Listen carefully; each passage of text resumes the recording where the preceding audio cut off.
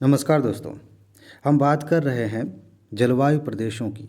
दुनिया के अलग अलग हिस्सों में किस प्रकार के जलवायु प्रदेश हैं, वहाँ की क्या क्या विशेषताएं हैं, इसके बारे में हम पढ़ रहे हैं। इसके पहले भी 2 वीडियोज़ आ चुके हैं। अगर आपने नहीं देखा है तो वो देखना ज़रूरी है, उसके बाद इसको देखिएगा। क्यों? क्योंकि इसमें बहुत सारी ऐसी बातें मैं बताने वाला हूँ जिनका आधार पहले की बातें हैं। ठीक है? और वहाँ से आप शुरू करेंगे तो चीज़ें एक एक करके स्टेप वाइज आपको समझ में अच्छे से आएंगी। आज हम बात करेंगे सवाना या सूडान जलवायु की। इसकी क्या खासियत है, यह जलवायु कहाँ पाई जाती है। मैंने पहले भी बताया है, फिर से याद दिला दूं कि हर साल यूपीएससी जो प्रश्न पूछ रही है ना, 1 या 2 प्रश्न ऐसे पूछे जा रहे हैं जिनमें इस बात की रिक्वायरमेंट है कि आप जानें कि जलवायु प्रदेश कहाँ कहाँ पे कैसे हैं, या फिर दुनिया की जलवायु की विशेषताएं अलग अलग जगहों पर कैसी हैं, उनका असर क्या हो रहा है, खासतौर से मौसम पर, खासतौर से वनस्पतियों पर। ठीक है, चलिए। जहाँ तक सूडान या सवाना जलवायु की बात है, मैं आपको यहाँ पे एक मैप बना के दिखाऊँ। ये मान लीजिए कि अफ्रीका है। ठीक है, ऐसे कुछ। ठीक है, ये अफ्रीका है। यहाँ आप देखेंगे यहाँ सूडान है। अभी तो 2 हिस्से हो गए हैं, सूडान उत्तरी दक्षिणी हो गए।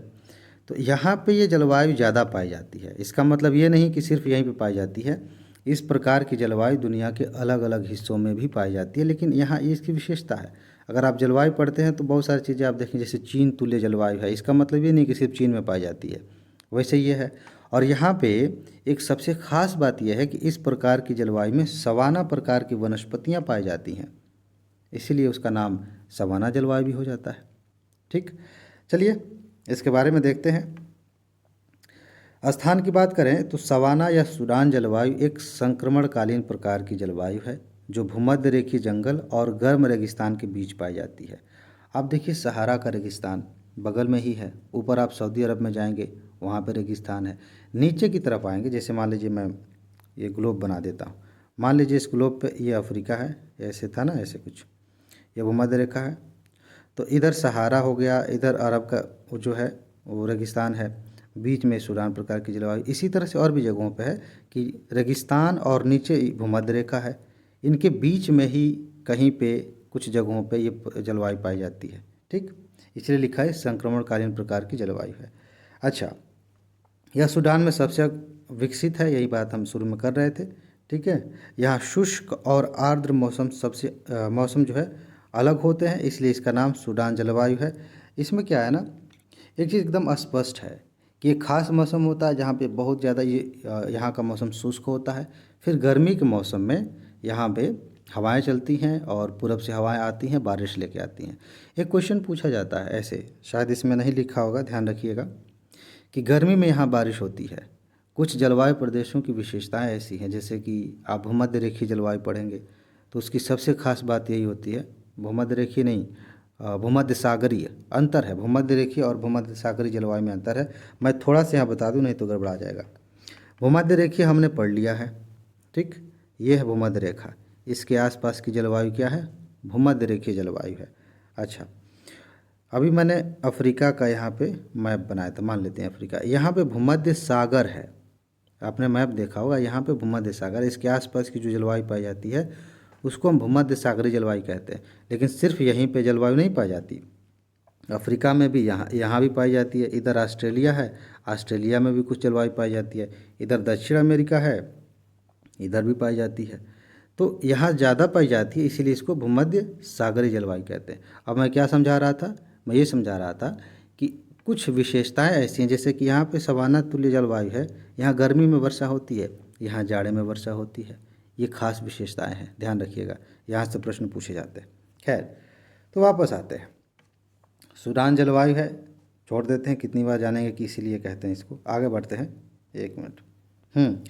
इस बेल्ट में ध्यान दीजिएगा, इस बेल्ट में पश्चिम अफ्रीकी देश सूडान शामिल है और फिर दक्षिण की ओर पूर्वी अफ्रीका और मकर रेखा के उत्तर में दक्षिण अफ्रीका की तरफ यह फैला हुआ है। सिंपल, इसके बारे में ज़्यादा नहीं जानना, इसकी ज़रूरत भी नहीं है। दक्षिण अमेरिका में कौन कौन से देश हैं आप देख लेंगे। यहाँ पे दक्षिण अमेरिका में भूमध्य रेखा के उत्तर और दक्षिण में स्थित सवाना के 2 अलग अलग क्षेत्र हैं। यानी कि यहाँ से क्वेश्चन आया, ध्यान दीजिएगा। ओरिनिको बेसिन के लानोस, ये सवाना प्रकार की वनस्पतियाँ हैं, प्रश्न पूछा जाता है। ठीक है, और ब्राज़ील के हाईलैंड्स के कंपोज, ये भी उसी प्रकार के जलवायु में विकसित हैं, वहाँ पे ये जलवायु पाई जाती है। ध्यान रखेंगे, दक्षिण अमेरिका में, भूमध्य रेखा के उत्तर और दक्षिण में। ठीक है, चलिए तापमान की बात जरा कर लेते हैं। सवाना की जलवायु आर्द्र और सूखे मौसम में बटी हुई है। सिंपल, एक समय में आर्द्र मौसम हो जाता है, एक समय एकदम सूखा हो जाता है। इसीलिए आप देखेंगे एक विशेषता पढ़ते हैं कि यहाँ पे घास के मैदानों में कभी कभी अचानक से आग लग जाती है। बड़ी इंटरेस्टिंग चीज़ है, अनुकूलन होता है। जैसे कि अभी पिछले पार्ट में हमने पढ़ा था कि पेड़ अपनी पत्तियाँ गिरा देते हैं, उसका फ़ायदा होता है। ऐसे ही सवाना में आप एक चीज़ पढ़ेंगे किताबों में तो ऐसा लगेगा कि ये मतलब ये कैसे हो रहा है, कंपटीशन हो रहा है यहाँ की, मतलब ऐसा लिखा जाता है कि घास जो है उसमें आग लग जाती है तो कंपटीशन, वो मतलब इस तरह का कंपटीशन है कि यहाँ पे वनों का अतिक्रमण नहीं हो पाता। जो वन हो सकते थे वो पेड़ पौधे वो जल जाते हैं, फिर यहाँ पे घास का मैदान ही बना रहता है, फिर जो घास की जड़ें रहती हैं फिर पनपना शुरू हो जाती हैं। इस तरह की बातें आप पढ़ते हैं। खैर, तो यहाँ पे आर्द्र और सूखे मौसम में बटी हुई जलवायु है। यहाँ पे एक समय आता है कई महीने के लिए सूखा रहता है, सारी घासें सूख जाती हैं, उसके बाद से इसमें आग लग जाती है, वो पूरा ख़त्म भी हो जाता है कभी कभी। उसके बाद से फिर से नया मौसम आता है, फिर से घासें उगती हैं। और यहाँ पे आप देखते हैं, अगर आपने वो एक चैनल आता है ना ज्योग्राफिक करके, वहाँ पे सवाना के जंगलों को दिखाया जाता है, वहाँ पे किस तरह के जानवर पाए जाते हैं दिखाया जाता है। ठीक, चलिए पूरे वर्ष में औसत तापमान इतना रहता है, इसकी ज़रूरत नहीं है, बस एक बार देख लीजिएगा 14 से 27 डिग्री, 24 से 27 डिग्री के बीच में रहता है। वार्षिक सीमा इतनी है, ये भी इसकी भी ज़रूरत नहीं है। और तापमान की चरम दैनिक सीमा सूडान प्रकार की जलवायु की विशेषता है। क्या मतलब है इसका? तापमान की चरम दैनिक सीमा सूडान प्रकार की जलवायु की एक विशेषता है। इसमें क्या है कि जब गर्मी का मौसम होता है तो गर्म बहुत ज़्यादा होता है। एक अलग हम पढ़ेंगे महाद्वीपीय प्रकार की जलवायु, लेकिन अलग चीज़ है। यहाँ पे चरम जलवायु पाई जाती है गर्मी में, ध्यान रखिएगा। अच्छा, वर्षा की बात करेंगे, ऊपर भी वर्षा की बात हो रही थी, एक मिनट तापमान की बात हो रही थी। खैर, वर्षा 100 से 150 डिग्री होती है, बस एक बार देख लिया काम हो गया।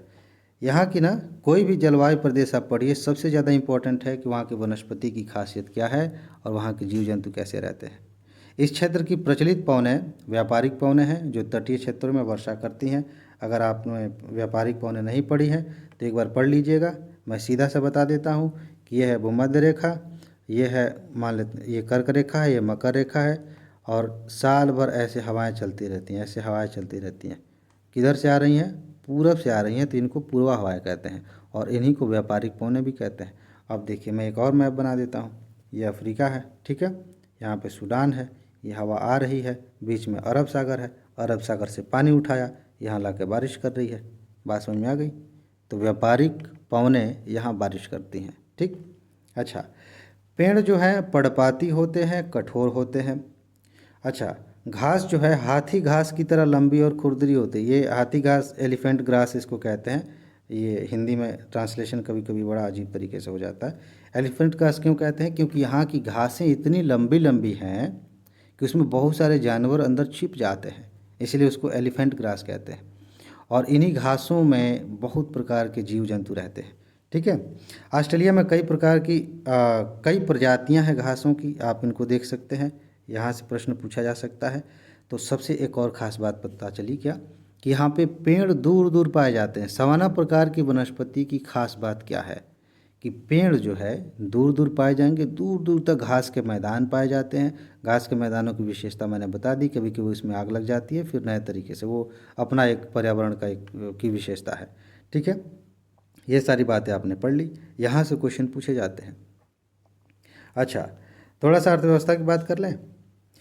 सवाना भूमि में कई प्रकार की जनजातियाँ रहती हैं। कुछ जनजातियाँ मसाई, यहाँ पे मसाई पे क्वेश्चन आए हैं। मसाई जैसे चरवाहे होते हैं। और अन्य प्रकार की जो जनजातियाँ हैं, नाइजीरिया के होसा, ये कृषक जनजातियाँ हैं।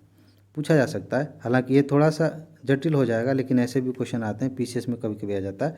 लेकिन मसाई जनजाति कहाँ पाई जाती है, यह प्रश्न पहले भी पूछा गया है।